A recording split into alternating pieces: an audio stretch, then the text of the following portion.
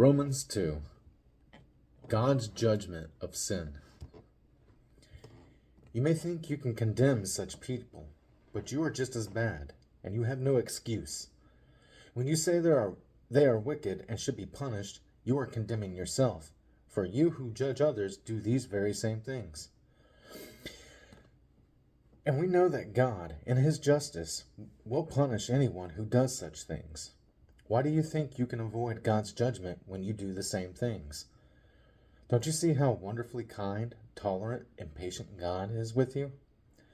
Does this mean nothing to you? Can't you see that His kindness is intended to turn you from your sin?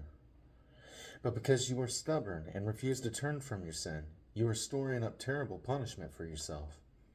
For a day of anger is coming, when God's righteous judgment will be revealed.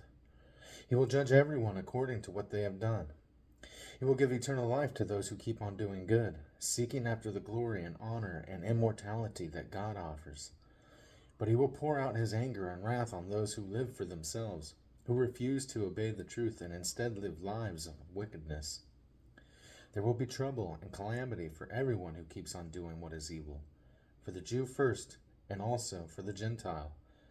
But there will be glory and honor and peace from God for all who do good, for the Jew first, and also for the Gentile. For God does not show favoritism. When the Gentiles sin, they will be destroyed, even though they never had God's written law. And the Jews, who do have God's law, will be judged by that law when they fail to obey it. For merely listening to the law doesn't make us right with God. It is obeying the law that makes us right in His sight. Even Gentiles who do not have God's written law show that they know His law when they instinctively obey it, even without having heard it. They demonstrate that God's law is written in their hearts, for their own conscience and thoughts either accuse them or tell them they are doing right.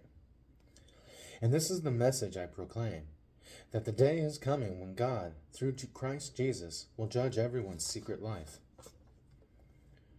The Jews and the Law.